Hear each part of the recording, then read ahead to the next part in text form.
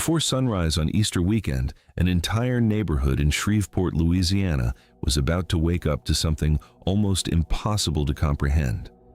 Police say a father and Army veteran went on a violent rampage that left 8 children dead, 2 women critically injured, and a city in shock. By the end of that morning, 2 homes had become crime scenes, survivors were fleeing for their lives, and the suspect was dead after a police chase and shootout in nearby Bossier City. Authorities identified the suspect as Shamar Elkins, a 31-year-old Louisiana National Guard member. Investigators say what happened was not random. It was personal, it was targeted, and it unfolded in a way that investigators and family members say had been building beneath the surface for days.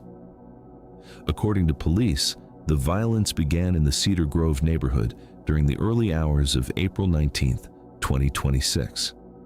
The first shooting happened at a home on Harrison Street, where Elkins allegedly shot his ex-wife, but that was only the beginning. From there, police say he went to another home on West 79th Street. Inside that house were children, most of them asleep. What happened next would become one of the deadliest mass shootings in the United States in more than 2 years.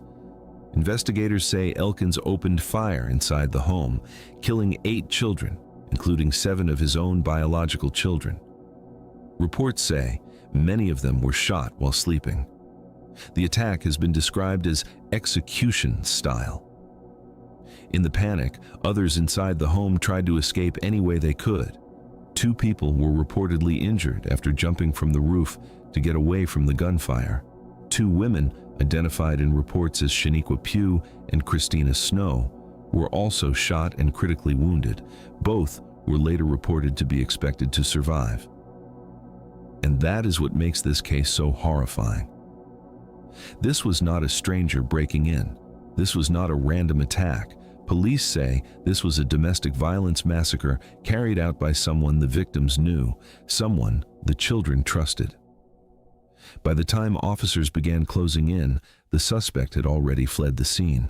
Police say Elkins carjacked a vehicle and drove into Bossier City, where officers eventually caught up with him. The pursuit ended in a shootout. Elkins died there, bringing the manhunt to an end, but leaving behind a trail of grief, unanswered questions, and a level of violence that stunned even veteran investigators.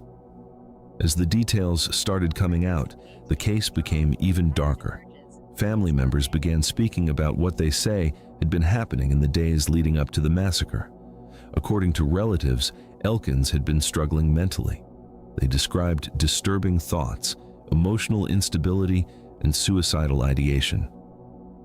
Reports also say he had recently spent time at a VA hospital, and family members claimed he had made alarming threats connected to his marriage and the possibility that his wife was going to leave him.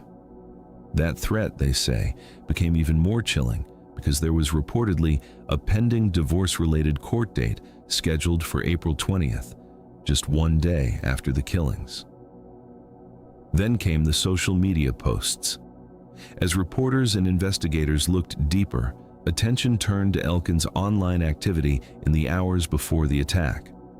One of the most disturbing details was that he had reportedly posted a photo of one of his daughters not long before the violence began. There were also Easter family church photos, a reposted prayer dealing with depression, anger, anxiety, and panic, and other posts that now seem deeply unsettling in hindsight. At the time, they may have looked like emotional or personal struggles.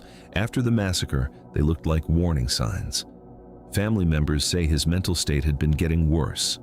His posts reportedly reflected pain, tension inside the marriage, and emotional chaos that may have been hidden in plain sight.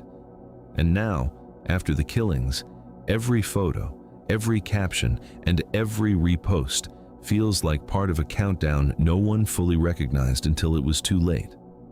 Investigators also began looking into the weapon used in the attack. Reports say the gun may have been stolen weeks earlier from a truck.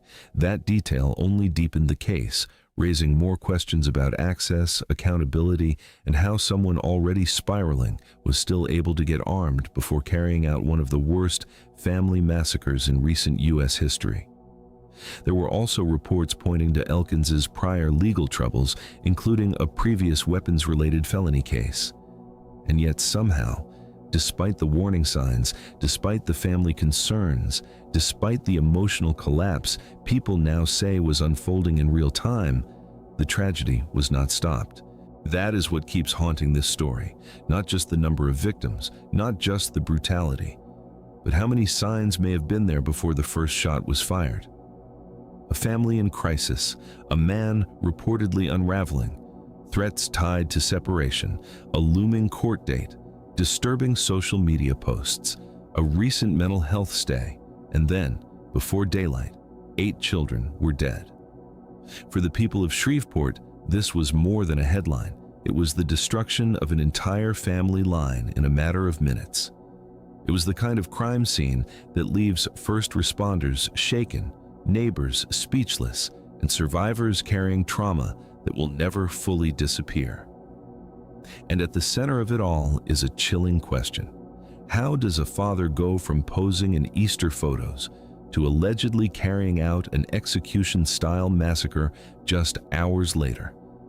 Because in cases like this, the violence does not begin the moment the trigger is pulled. It begins earlier, in the threats no one thought would become real, in the breakdown no one could control, in the warning signs buried inside ordinary moments. And by the time the neighborhood heard the gunfire, it was already too late.